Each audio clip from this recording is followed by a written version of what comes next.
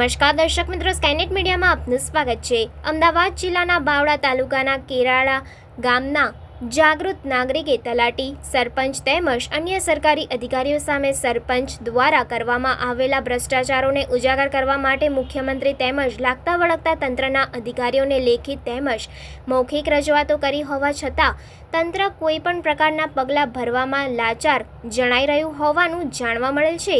આશરે 70 લાખ રૂપિયાનો ભ્રષ્ટાચાર થયો હોવાનું ગામના જાગૃત નાગરિક પંકજભાઈએ જણાવ્યું હતું। આ ભ્રષ્ટાચારને લગભગ 1 વર્ષ જેવું થયું હોવા છતાં હજુ સુધી કોઈ પણ પ્રકારની કાર્યવાહી કરવામાં આવી નથી। જો તંત્ર તાત્કાલિક પગલાં નહીં ભરે તો 10 તારીખે ઉગ્ર વિરોધ પ્રદર્શન કરીને દેખાવો કરવામાં આવશે તેવું પંકજભાઈએ જણાવ્યું હતું।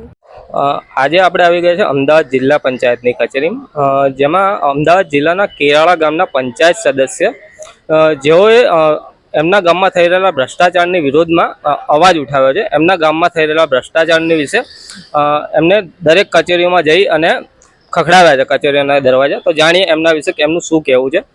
શું નામ છે સાહેબ તમારું? મારું નામ મહેરિયા પંકજકુમાર ચંદ્રકાંતભાઈ, હું કેરાળા ગ્રામ પંચાયત સદસ્ય છું।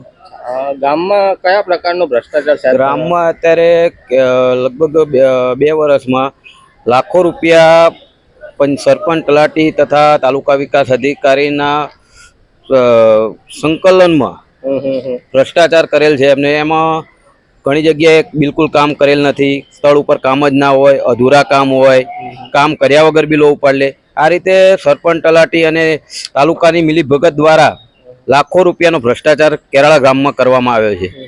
આ ભ્રષ્ટાચાર જે છે તો એના કોઈ લેખિત પુરાવા કે એની કોઈ માહિતી ખરી તમારી પાસે? લેખિત પુરાવામાં અમે જે બિલો અમને જાહેર માહિતી અધિકારી દ્વારા અમે માગેલા હતા તેમાં કોરા બિલો, વાઉચર વગરના બિલો, જે વાઉચર પણ ના મૂક્યા હોય ને બિલો ઉપર લીધા હોય એવી બધી માહિતી અમારી જોડે મળેલ છે અને એ અમે તાલુકા વિકાસ અધિકારી, જિલ્લા પંચાયત કચેરી બધે આપેલી છે લેખિતમાં। કઈ કઈ કચેરીમાં તમે તમારી આ રજૂઆત કરેલી છે અને કઈ કચેરીમાંથી તમને શું પ્રતિસાદ મળ્યો છે?